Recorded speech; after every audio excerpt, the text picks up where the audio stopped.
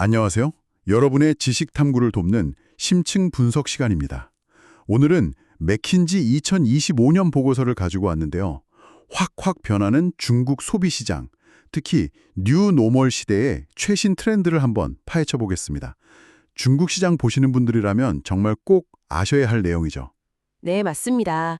2025년 2분기 이후로 중국 시장이요. 그 한 자릿수 성장이 이제 보통이 된 뭐랄까 뉴 노멀 국면에 들어섰다고 볼 수 있어요. 많은 분들이 소비 심리 위축됐다 이렇게들 말씀하시는데 근데 맥킨지가 17,000명 대상으로 대규모 조사를 했거든요. 거기 데이터를 보면 생각보다 훨씬 복잡한 현실이 보여요. 단순히 위축됐다 이렇게만 볼 게 아니군요. 네, 그렇죠. 과거처럼 막 고성장하던 시대랑은 다른 거죠. 훨씬 현실적인 소비 패턴이 나타나고 있거든요. 오늘 이 변화의 핵심이랑 또 어떤 기회가 있을지 그걸 좀 짚어보려고 합니다. 네, 좋습니다. 그럼 한국 브랜드의 중국 마케팅 담당자 입장에서 봤을 때요. 지금 가장 주목해야 할 변화는 뭘까요? 말씀하신 것처럼 단순히 소비가 줄었다. 이건 아닌 것 같고. 네, 가장 큰 변화는요, 소비를 결정하는 기준 자체가 달라졌다는 거예요. 예전에는 뭐 소비, 자신감 이런 거 있잖아요. 심리적인 거. 네네. 그게 중요했다면 이제는 실제 소득 수준이나 내가 가진 자산 가치 같은 거, 이런 현실적인 지표가 소비에 훨씬 직접적인 영향을 미칩니다. 현실적인 거요? 네. 예를 들어서 미래 소득이 엄청 늘 거다 이런 기대치 1.4% 증가 예상은 좀 낮아졌어요. 근데 재밌는 건 실제 소비 지출은 유지하거나 아주 약간이라도 늘리려는 경향 2.3% 증가 예상이 보인다는 거죠. 그건 좀 의외네요. 기대는 낮아졌는데 씀씀이는 유지한다. 그렇죠. 그러니까 현실에 딱 발을 딛고 소비를 하는 거예요. 현실적인 판단이 더 중요해졌군요. 또 다른 특징 같은 것도 있을까요? 소비자 그룹 간의 양극화가 아주 뚜렷해졌습니다. 전체 응답자의 한 74% 정도가 미래를 낙관한다 이렇게 답해서 겉으로 보기엔 뭐 괜찮네, 안정됐네 싶을 수 있는데요. 네. 74%면 꽤 높은데요. 그렇죠. 근데 그 속을 자세히 들여다보면 차이가 엄청 커요. 예를 들면 정부 정책 같은 거 덕분에 소득이 한 6.6% 늘어난 농촌 소비자들 있잖아요. 네. 이분들은 신뢰도가 확 높아졌어요. 음. 그런데 반대로 자산 가치 떨어질까 봐 걱정하는 도시의 좀 부유한 고령층이나 아니면 고용 불안, 생활비 상승 이런 거 걱정하는 저소득 밀레니얼 세대 이런 그룹은 신뢰도가 꽤 낮아졌거든요. 그룹별로 상황이 완전히 다르군요. 네. 물론 도시 Z세대는 여전히 좀 긍정적이고요. 그래서 이제는 타겟 그룹을 아주 명확하게 설정하고 그 그룹의 구체적인 상황, 심리 이런 걸 파악하는 게 훨씬 중요해졌습니다. 그러네요.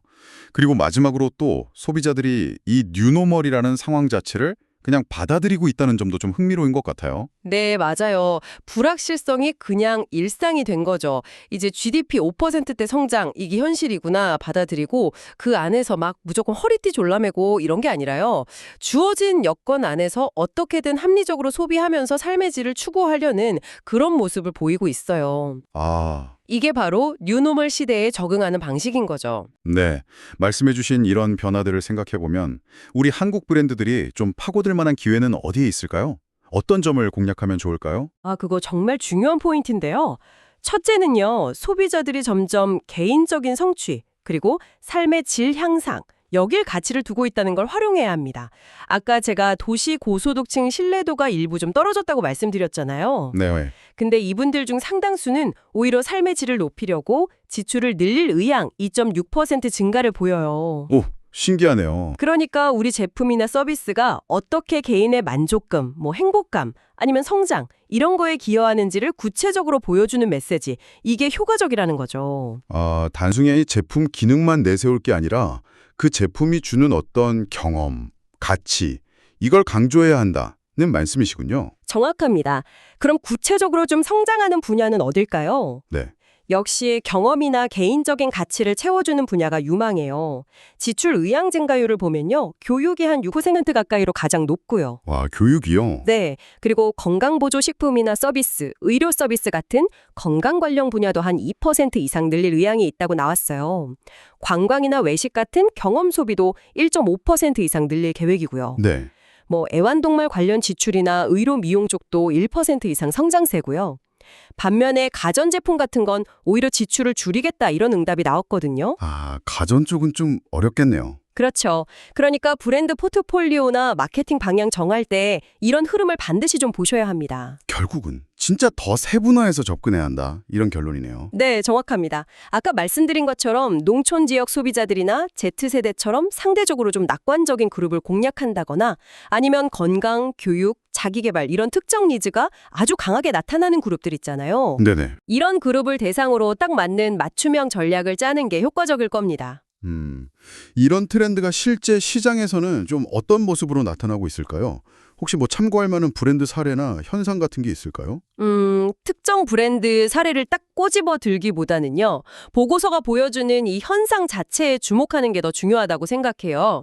예를 들면, 과거에는 그냥 프리미엄, 아니면 가성비, 이렇게 좀 양분해서 접근했잖아요. 네, 그랬죠. 근데 이제는 똑같은 고소득층이라도 아까 말한 자산가치 하락 걱정하는 그룹한테는 안정성이나 지속 가능성 이런 걸 좀 강조하고 삶의 질을 중시하는 그룹한테는 특별한 경험이나 자기기발 같은 가치를 내세우고 이런 식으로 메시지를 다르게 가져가야 한다는 거죠. 아, 타겟 그룹 내에서도 또 세분화해서 다른 메시지를. 그렇죠.